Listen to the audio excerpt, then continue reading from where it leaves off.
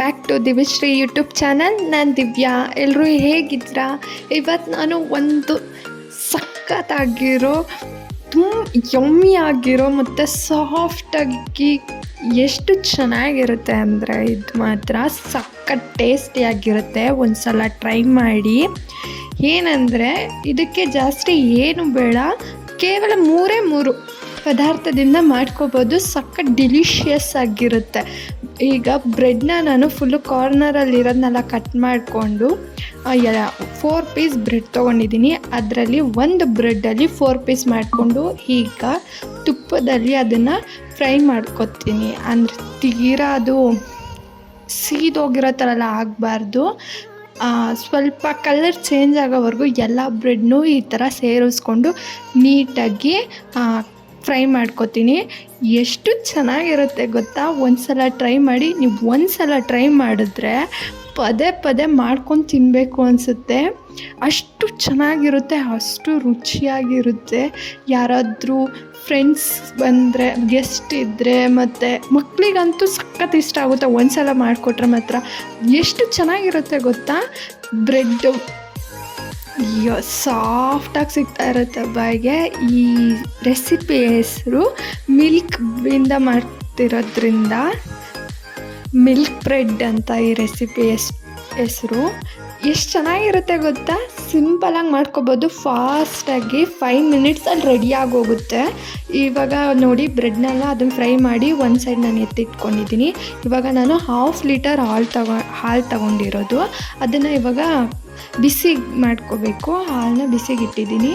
ಹಾಗೆ ಇನ್ನೊಂದು ಕಪ್ಪಲ್ಲಿ ಒಂದು ಸ್ವಲ್ಪ ಹಾಲನ್ನ ಹಾಕ್ಕೊಂಡು ಅದಕ್ಕೆ 1 ಸ್ಪೂನಷ್ಟು ಕಸ್ಟರ್ಡ್ ಪೌಡರ್ನ ಹಾಕ್ಕೊಂಡು ಗಂಟಿಲ್ದಂಗೆ ನೀಟಾಗಿ ಅದನ್ನು ಮಿಕ್ಸ್ ಮಾಡಿ ಎತ್ತಿಟ್ಕೊತೀನಿ. ಒಂಚೂರು ಸ್ವಲ್ಪನೂ ಗಂಟು ಇರಬಾರ್ದು, ಆ ಥರ ಅದನ್ನು ಮಿಕ್ಸ್ ಮಾಡ್ಕೋಬೇಕು. ಹಾಲು ಇವಾಗ ನೋಡಿ ಅದು ಕುದಿ ಬರ್ತಿದೆ ಹಾಲು. ಇನ್ನೇನು ಅನ್ನೋ ಈ ಟೈಮಲ್ಲಿ ಸ್ವಲ್ಪ ರುಚಿಗೆ ಎಷ್ಟು ಬೇಕೋ ಅಷ್ಟು ಹಾಲಿಗೆ ಸಕ್ಕರೆ ಸೇರಿಸ್ಕೊತೀನಿ. ನಾನು 1/2 ಲೀಟ್ರ್ ಆಗಿರೋದ್ರಿಂದ 3 ಸ್ಪೂನಷ್ಟು ನಾನು ಸಕ್ಕರೆನ ಸೇರಿಸ್ಕೊತೀನಿ. ಅದು ಸಕ್ಕರೆ ಸೇರಿಸ್ಕೊಂಡಾದ್ಮೇಲೆ ಚೆನ್ನಾಗಿ ಹಾಲು ಕುದಿ ಬರಬೇಕು. ಸಖತ್ ಟೇಸ್ಟಿಯಾಗಿರುತ್ತೆ ಮಾತ್ರ. ಇವಾಗಲೂ ಸಹ ನನಗೆ ಅದು ತಿನ್ನಬೇಕು ಅಂತ ಅನಿಸ್ತಿರುತ್ತೆ. ಒಂದು ಸಲ ನೀವು ಟ್ರೈ ಮಾಡಿದ್ರೆ ಪದೇ ಮಾಡ್ಕೊಂಡು ತಿಂತೀರ, ಅಷ್ಟು ಸಖತ್ತಾಗಿರುತ್ತೆ. ಇವಾಗ ನಾನು ಅದಕ್ಕೆ ಏಲಕ್ಕಿನ ಸೇರಿಸ್ಕೊಂಡಿದ್ದೀನಿ. ಒಂದು ಸಿಪ್ಪೆ ಸೇರಿಸ್ಕೊಂಡಿಲ್ಲ.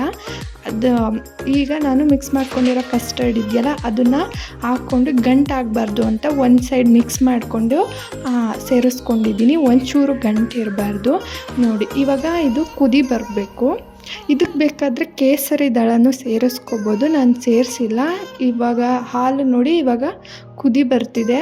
ಅದನ್ನು ಆಫ್ ಮಾಡಿ ಸ್ವಲ್ಪ ಇದು ಫುಲ್ಲು ತಣ್ಣಗಾಗೋವರೆಗೂ ಸೈಡಿಗೆ ಎತ್ತಿಟ್ಕೊಂಡಿದ್ದೆ. ಇವಾಗ ಸ್ವಲ್ಪ ಅದೆಲ್ಲ ಹಾಲೆಲ್ಲ ತಣ್ಣಗಾಗಿದೆ. ಇವಾಗ ಇನ್ನೊಂದು ಪಾತ್ರೆಗೆ ನಾವು ರೋಸ್ಟ್ ಮಾಡಿ ಇಟ್ಕೊಂಡಿದ್ರವಲ್ಲ ಬ್ರೆಡ್ಡು, ಅದನ್ನು ಸೇರಿಸ್ಕೊಂಡಿದ್ದೀನಿ. ಆಮೇಲೆ ಇದಕ್ಕೆ ಸ್ವಲ್ಪ ಡ್ರೈ ಫ್ರೂಟ್ಸ್ನ ಸೇರಿಸ್ಕೊತಿದ್ದೀನಿ. ಅಂದರೆ ಡ್ರೈ ಫ್ರೂಟ್ಸ್ ಸೇರಿಸ್ಕೊಂಡ್ರೆ ತಿನ್ನುವಾಗ ಚೆನ್ನಾಗಿರುತ್ತೆ. ಬೇಕಾದರೆ ಡ್ರೈ ಫ್ರೂಟ್ಸ್ನ ತುಪ್ಪದಲ್ಲಿ ಫ್ರೈ ಮಾಡಿಕೊಂಡು ಸೇರಿಸ್ಕೋಬೋದು. ಅದು ತುಂಬ ಚೆನ್ನಾಗಿರುತ್ತೆ. ನಾವು ಬ್ರೆಡ್ನ ತುಪ್ಪದಲ್ಲಿ ಫ್ರೈ ಮಾಡಿರೋದ್ರಿಂದ ತಿನ್ನುವಾಗ ಅದು ತುಪ್ಪ ಫ್ಲೇವರು ಮತ್ತು ಎಷ್ಟು ಚೆನ್ನಾಗಿರುತ್ತೆ ಗೊತ್ತಾ? ತುಪ್ಪ ತಿನ್ನಲ್ಲ ಅನ್ನೋರು ಸಹ ತಿಂತಾರೆ, ಅಷ್ಟು ಚೆನ್ನಾಗಿರುತ್ತೆ. ಇವಾಗ ಹಾಲನ್ನ ಅದಕ್ಕೆ ಫುಲ್ಲು ಹಾಲನ್ನ ಸೇರಿಸ್ಕೊಂಡಿದ್ದೀನಿ. ಇದನ್ನು ಫ್ರಿಜ್ಜಲ್ಲಿ ಇಟ್ಕೊಂಡು ತಿನ್ನಬೇಕು. 1/2 ಅವರ್ 1 ಅವರ್ ಆದರೂ ಫ್ರಿಜ್ಜಲ್ಲಿ ಇಟ್ಟಿರ್ತೀನಿ. ಸಖತ್ತಾಗಿರುತ್ತೆ ಮಾತ್ರ. ಎಷ್ಟು ಚೆನ್ನಾಗಿರುತ್ತೆ ಅಂದರೆ ಅಷ್ಟು ಡೆಲಿಷಿಯಸ್ ಆಗಿರುತ್ತೆ. ಒಂದು ಸಲ ಟ್ರೈ ಮಾಡಿದ್ರೆ ಪದೇ ಮಾಡ್ಕೊಂಡು ತಿಂತಿರ್ತೀರ.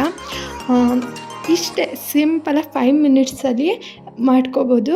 ಸಖತ್ತಾಗಿರುತ್ತೆ. ನೀವು ಒಂದು ಸಲ ಟ್ರೈ ಮಾಡಿ ಹೇಗಿತ್ತು ಅಂತ ನನಗೂ ಸಹ ತಿಳಿಸಿ. ಹಾಗೆ ನನ್ನ ಚಾನಲ್ನ ಯಾರು ಸಬ್ಸ್ಕ್ರೈಬ್ ಮಾಡದೆ ನೋಡ್ತಿದ್ದೀರೋ ಪ್ಲೀಸ್ ಸಬ್ಸ್ಕ್ರೈಬ್ ಮಾಡ್ಕೊಂಡು ನೋಡಿ, ಸಪೋರ್ಟ್ ಮಾಡಿ. ನಾನು ಇದೇ ಥರ ಹೊಸ ರೆಸಿಪಿ ಮಾಡೋದಕ್ಕೆ ಟ್ರೈ ಮಾಡ್ತೀನಿ.